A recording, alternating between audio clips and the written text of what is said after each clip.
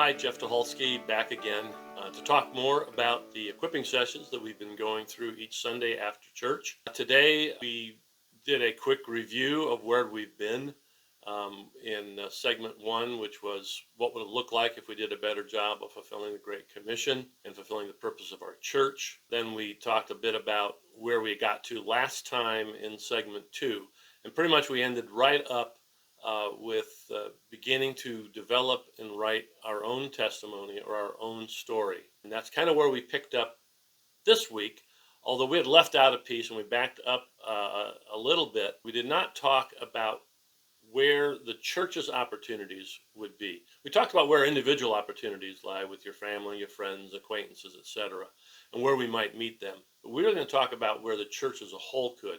And that's really important to our church and to our leadership team and the people on the various ministry teams to get ideas about where the church as a whole can go out and meet the community. Although church grows by invitation and maybe mostly by personal invitation, we don't want to forget that our church, it helps those individual invitations as well as helps us potentially grow if we're out in the community, if we're offering blessings to the community that we haven't done before, or we just keep ourselves out there so that they know that Shepherd's Heart is a vital part of Osceola and the Mishawaka Elkhart areas. So we talked a bit about that. We got a good list of things, and that list will be put together and distributed at the next session. Then at that point, we went back to writing our testimonies, and I asked everyone to take about 5 minutes or so to begin putting together what they might say if they were to share their faith and or invite people to Shepherd's Heart. We talked about it in two pieces. We talked about a longer testimony where you would get out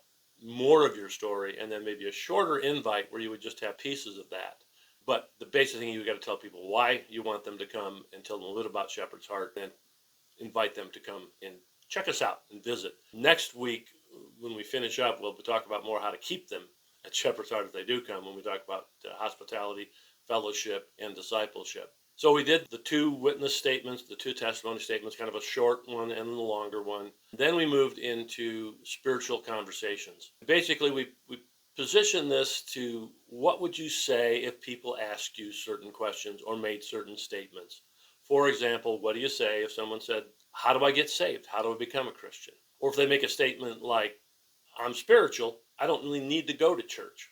Or they make flat out confront you and say, you believe in fairy tales, there is no God. If God is good, why is there evil? Those kinds of statements, and they may even resort to name calling. So these are difficult conversations or confrontations we might have, or difficult questions. So we started the process of brainstorming a few more of those, and then as a group we started to develop some answers. Not complete answers, no way we could do that anyway in this time frame, but there are books and resources available that we have put together that Jen talked about in our last session that can help you answer some of these questions. We're going to continue that discussion next week. And then in addition, then after we finish those discussions about spiritual conversations, then we'll move into the last segment, which I think will probably conclude next week with fellowship and hospitality and discipleships. Again, now what do we do if we do get visitors to come? So if you haven't made it this week or you missed some sessions, come and join us again. And we have all the materials and we'll figure out some way to catch you up. So until next time, thanks very much and God bless.